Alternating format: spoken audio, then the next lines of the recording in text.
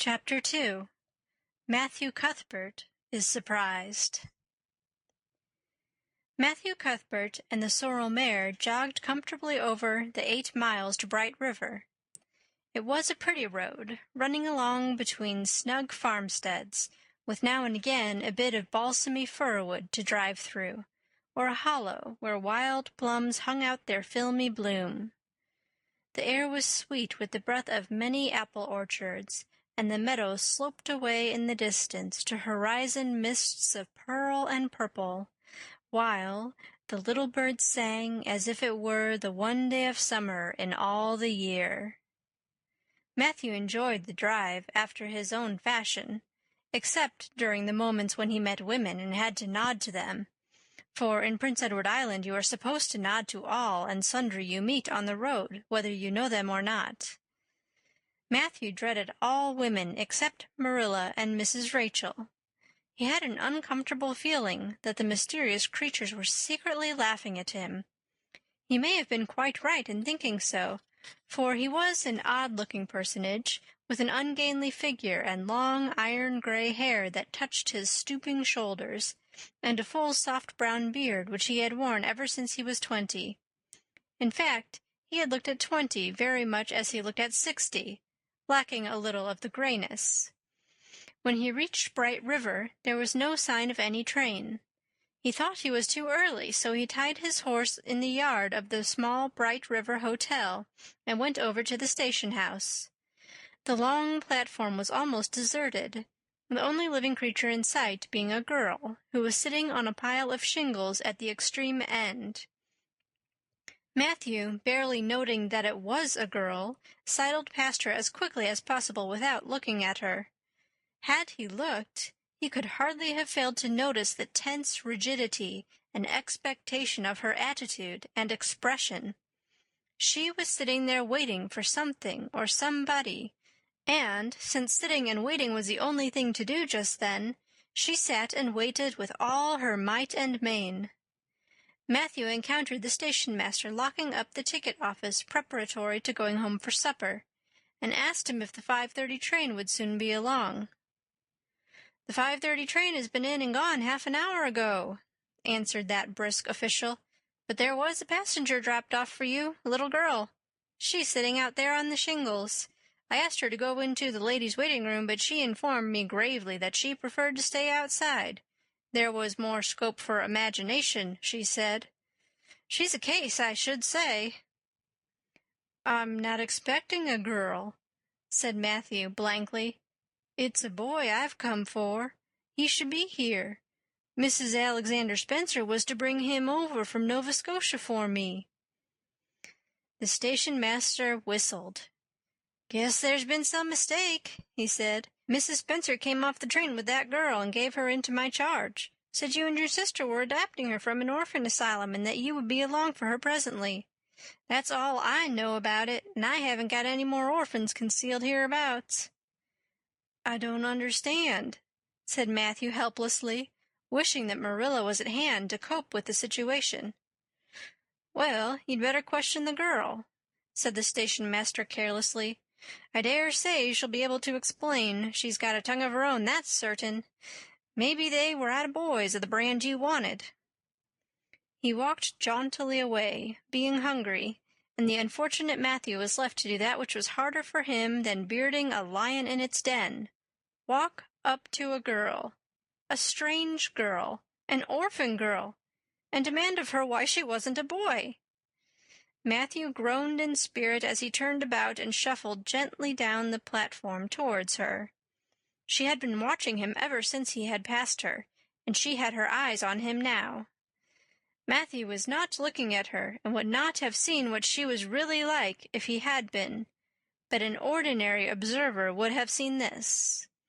A child of about 11, garbed in a very short, very tight, very ugly dress of yellowish-gray wincey.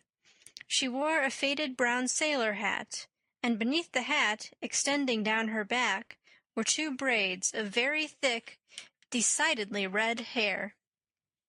Her face was small, white, and thin, also much freckled. Her mouth was large, and so were her eyes, that looked green in some lights and moods and gray in others. So far, the ordinary observer. An extraordinary observer might have seen that the chin was very pointed and pronounced, that the big eyes were full of spirit and vivacity, that the mouth was sweet-lipped and expressive, that the forehead was broad and full. In short, our discerning extraordinary observer might have concluded that no commonplace soul inhabited the body of this stray woman-child, of whom shy Matthew Cuthbert was so ludicrously afraid. Matthew, however, was spared the ordeal of speaking first, for as soon as she concluded that he was coming to her, she stood up, grasping with one thin brown hand the handle of the shabby, old-fashioned carpet-bag. The other she held out to him. "I suppose you are Mr. Matthew Cuthbert of Green Gables?" she said in a peculiarly clear, sweet voice. "I am very glad to see you. I was beginning to be afraid you weren't coming for me, and I was imagining all the things that might have happened to prevent you. I had made up my mind that if you didn't come for me tonight, I'd go down the track to that big wild cherry tree at the bend and climb up into it to stay all night. I wouldn't be a bit afraid, and it would be lovely to sleep in a wild cherry tree, all white with bloom in the moonshine, don't you think? You could imagine you were dwelling in marble halls, couldn't you? And I was quite sure you would come for me in the morning if you didn't tonight." Matthew had taken the scrawny little hand awkwardly in his. Then and there he decided what to do. He could not tell this child with the glowing eyes that there had been a mistake. He would take her home and let Marilla do that. She couldn't be left at Bright River anyhow, no matter what mistake had been made, so all questions and explanations might as well be deferred until he was safely back at Green Gables. "I'm sorry I was late," he said shyly. "Come along. The horse is over in the yard. Give me your bag." "Oh, I can carry it," the child responded cheerfully. "It isn't heavy. I've got all my worldly goods in it, but it isn't heavy. And if it isn't carried in just a certain way, the handle pulls out, so I'd better keep it because I know the exact knack of it. It's an extremely old carpet-bag." "Oh, I'm very glad you've come, even if it would have been nice to sleep in a wild cherry tree. We've got to drive a long piece, haven't we?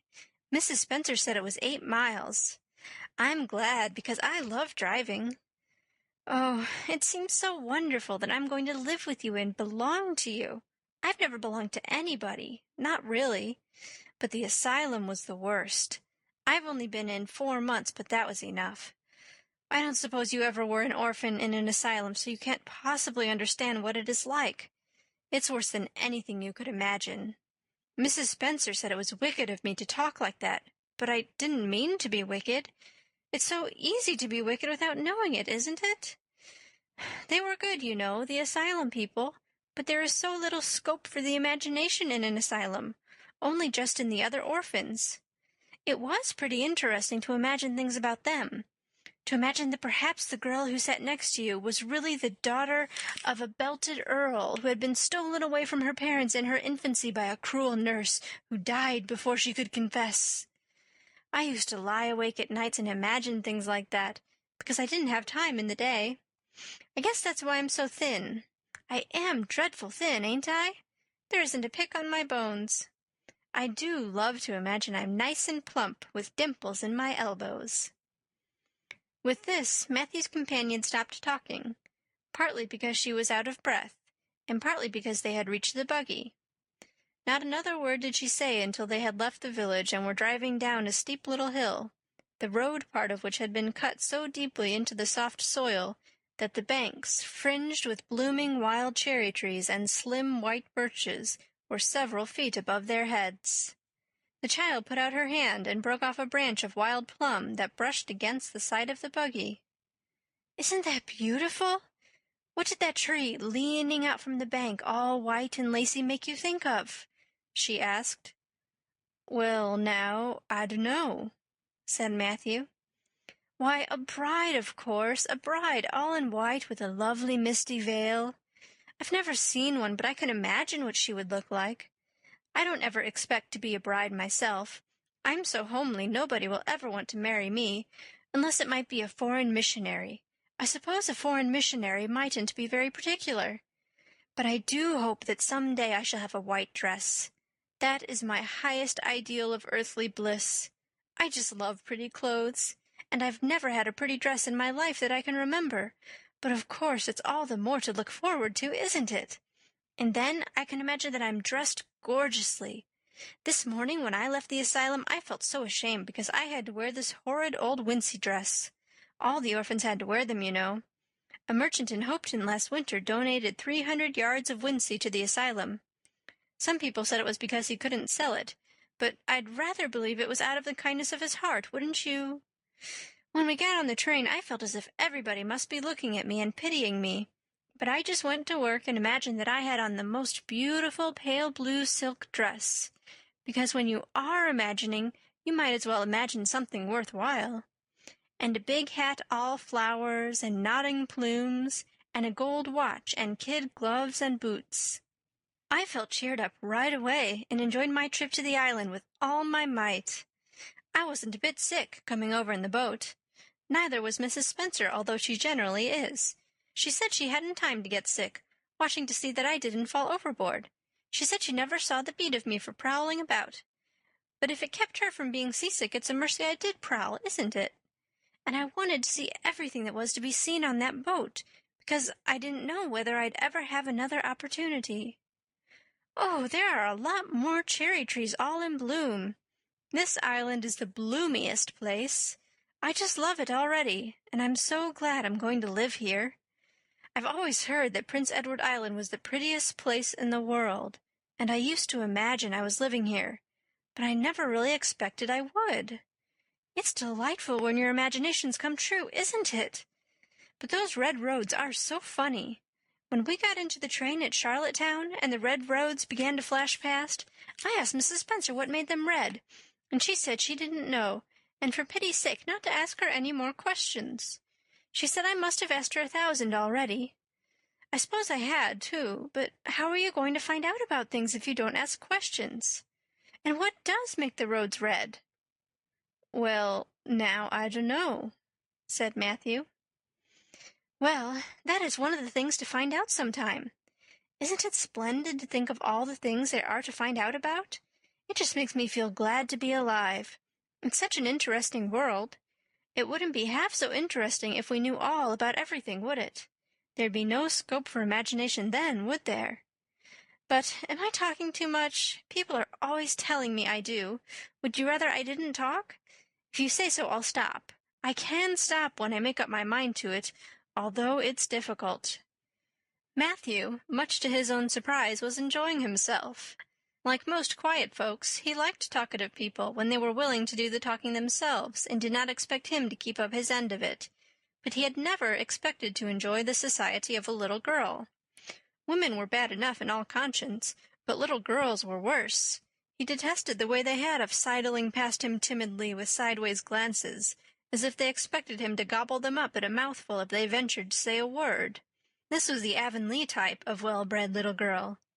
But this freckled witch was very different, and although he found it rather difficult for his slower intelligence to keep up with her brisk mental processes, he thought that he kind of liked her chatter.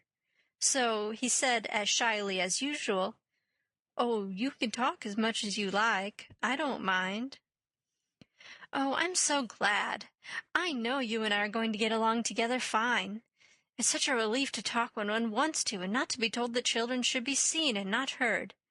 I've had that said to me 1,000,000 times if I have once, and people laugh at me because I use big words. But if you have big ideas, you have to use big words to express them, haven't you?" "Well, now, that seems reasonable," said Matthew. "Mrs. Spencer said that my tongue must be hung in the middle, but it isn't. It's firmly fastened at one end. Mrs. Spencer said your place was named Green Gables. I asked her all about it, and she said there were trees all around it. I was gladder than ever. I just love trees. And there weren't any at all about the asylum, only a few poor weeny-teeny things out in front with little whitewashed cagey things about them. They just looked like orphans themselves, those trees did. And it used to make me want to cry to look at them. I used to say to them, 'Oh, you poor little things, if if you were out in a great big woods, with other trees all around you and little mosses and June bells growing over your roots, and a brook not far away, and birds singing in your branches, you could grow, couldn't you? But you can't where you are. I know just exactly how you feel, little trees. I felt sorry to leave them behind this morning. You do get so attached to things like that, don't you? Is there a brook anywhere near Green Gables? I forgot to ask Mrs. Spencer that. Well, now, yes, there's one right below the house. Fancy! It's always been one of my dreams to live near a brook. I never expected I would, though. Dreams don't often come true, do they? Wouldn't it be nice if they did? But just now, I feel pretty nearly perfectly happy. I can't feel exactly perfectly happy because, well, what color would you call this? She twitched one of her long, glossy braids over her thin shoulder and held it up before Matthew's eyes. Matthew was not used to deciding on the tints of ladies' tresses, but in this case there couldn't be much doubt. "It's red, ain't it?" he said. The girl let the braid drop back with a sigh that seemed to come from her very toes and to exhale forth all the sorrows of the ages. "Yes, it's red," she said resignedly. "Now you see why I can't be perfectly happy. Nobody could who had red hair. I don't mind the other things so much, the freckles and the green eyes and my skinniness. I can imagine them away. I can imagine that I have a beautiful rose-leaf complexion and lovely starry violet eyes. But I cannot imagine that red hair away. I do my best. I think to myself, now my hair is a glorious black, black as the raven's wing. But all the time I know it is just plain red, and it breaks my heart. It will be my lifelong sorrow. I read of a girl once in a novel who had a lifelong sorrow, but it wasn't red hair. Her hair was pure gold rippling back from her alabaster brow. What is an alabaster brow? I never could find out. Can you tell me? Well, now I'm afraid I can't, said Matthew, who was getting a little dizzy. He felt as he had once felt in his rash youth when another boy had enticed him on the merry-go-round at a picnic. Well, whatever it was, it must have been something nice, because she was divinely beautiful. Have you ever imagined what it must feel like to be divinely beautiful? Well, now, no, I haven't, confessed Matthew ingenuously. I have, often. Which would you rather be if you had the choice, divinely beautiful, or dazzlingly clever, or angelically good? Well, now, I don't know exactly. Neither do I. I can never decide. But it doesn't make much real difference, for it isn't likely I'll ever be either. It's certain I'll never be angelically good. Mrs. Spencer says, "Oh, Mr. Cuthbert! Oh, Mr. Cuthbert! Oh, Mr. Cuthbert!" That was not what Mrs. Spencer had said. Neither had the child tumbled out of the buggy, nor had Matthew done anything astonishing. They had simply rounded a curve in the road and found themselves in the avenue. The avenue, so called by the Newbridge people, was a stretch of road 400 or 500 yards long, completely arched over with huge, wide-spreading apple trees, planted years ago by an eccentric old farmer. Overhead was one long canopy of snowy, fragrant bloom. Below the boughs the air was full of a purple twilight, and far ahead a glimpse of painted sunset sky shone, like a great rose window at the end of a cathedral aisle. Its beauty seemed to strike the child dumb. She leaned back in the buggy, her thin hands clasped before her, her face lifted rapturously to the white splendor above. Even when they had passed out and were driving down the long slope to Newbridge, she never moved or spoke. Still, with rapt face, she gazed afar into the sunset west, with eyes that saw visions trooping splendidly across that glowing background. Through Newbridge, a bustling little village where dogs barked at them, and small boys hooted and curious faces peered from the windows, they drove, still in silence. When 3 more miles had dropped away behind them, the child had not spoken. She could keep silence, it was evident, as energetically as she could talk. "I guess you're feeling pretty tired and hungry," Matthew ventured at last, accounting for her long visitation of dumbness with the only reason he could think of. "But we haven't very far to go now, only another mile." "Oh, Mr. Cuthbert," she whispered, "that place we came through, that white place, what was it?" "Well, now you must mean the avenue," said Matthew, after a few moments' profound reflection. "It is a kind of pretty place." "Pretty? Oh, pretty doesn't seem the right word to use, nor beautiful either. They don't go far enough. Oh, it was wonderful, wonderful. It's the first thing I ever saw that couldn't be improved upon by imagination. It just satisfied me here." She put one hand on her breast. "It made a queer, funny ache, and yet it was a pleasant ache. Did you ever have an ache like that, Mr. Cuthbert?" "Well, now, I just can't recollect that I ever had."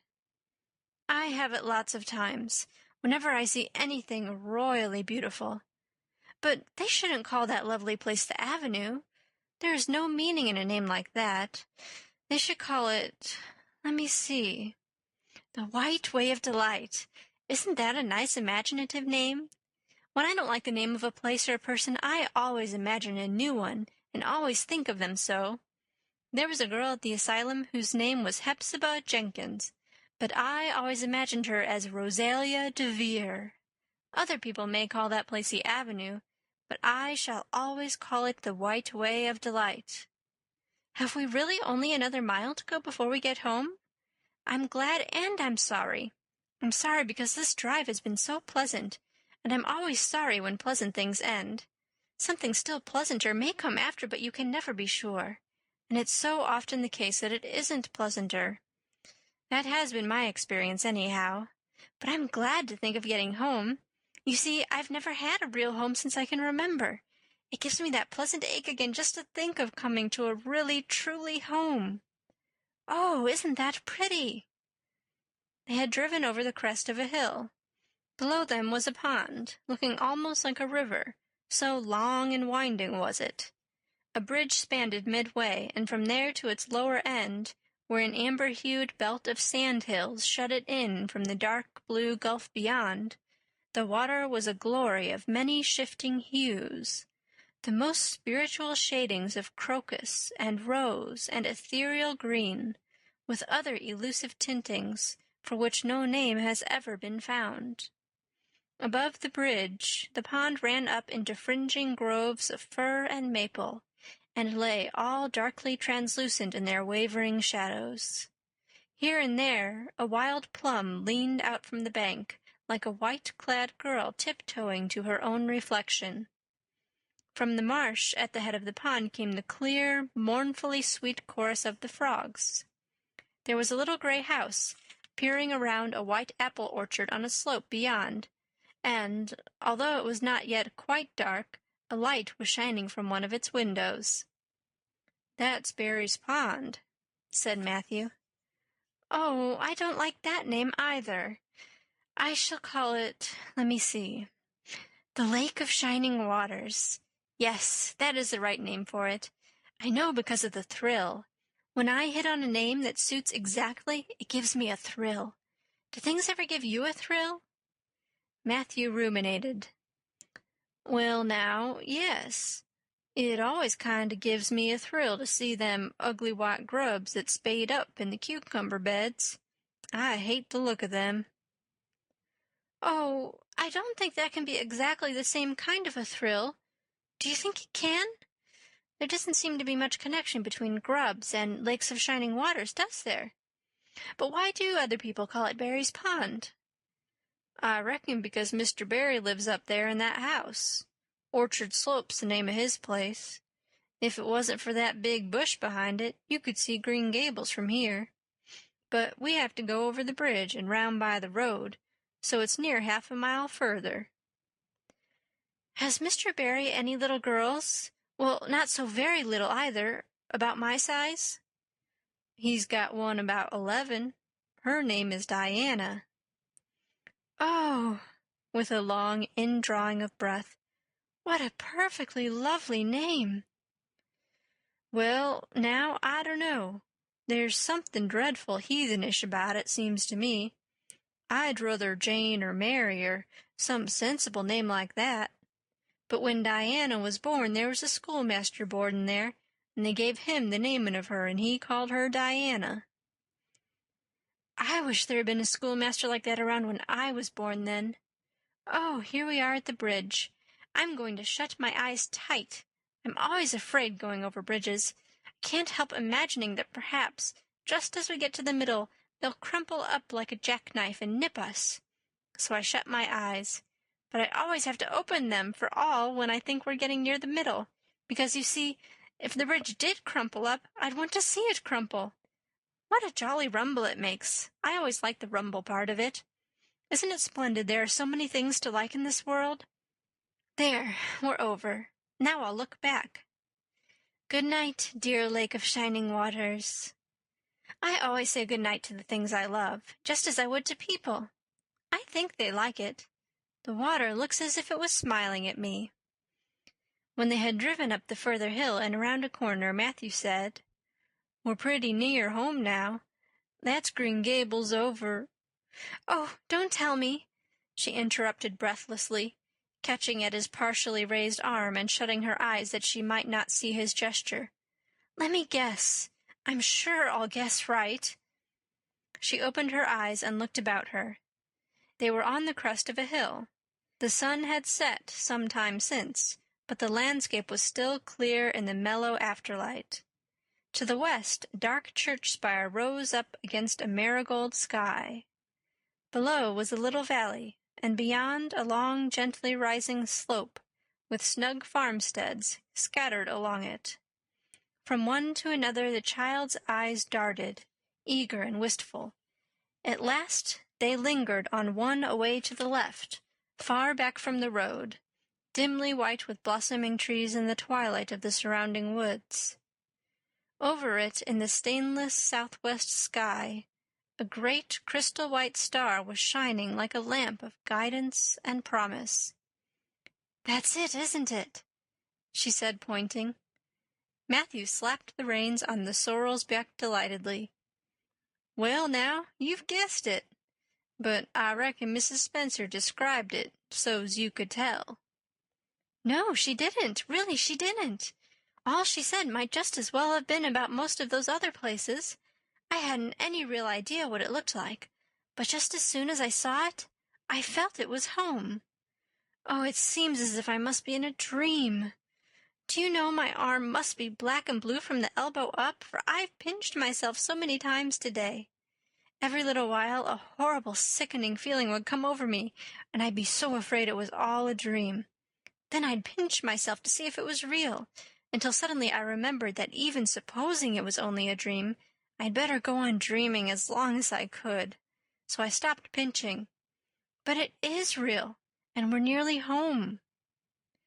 With a sigh of rapture, she relapsed into silence. Matthew stirred uneasily. He felt glad that it would be Marilla and not he who would have to tell this waif of the world that the home she longed for was not to be hers after all. They drove over Lynn's Hollow, where it was already quite dark, but not so dark that Mrs. Rachel could not see them from her window vantage, and up the hill and into the long lane of Green Gables. By the time they arrived at the house, Matthew was shrinking from the approaching revelation with an energy he did not understand. It was not of Marilla or himself he was thinking, or of the trouble this mistake was probably going to make for them, but of the child's disappointment. When he thought of that rapt light being quenched in her eyes, he had an uncomfortable feeling that he was going to assist at murdering something, much the same feeling that came over him when he had to kill a lamb or calf or any other innocent little creature. The yard was quite dark as they turned into it, and the poplar leaves were rustling silkily all round it. "Listen to the trees talking in their sleep," she whispered as he lifted her to the ground. "What nice dreams they must have." Then, holding tightly to the carpet-bag, which contained all her worldly goods, she followed him into the house.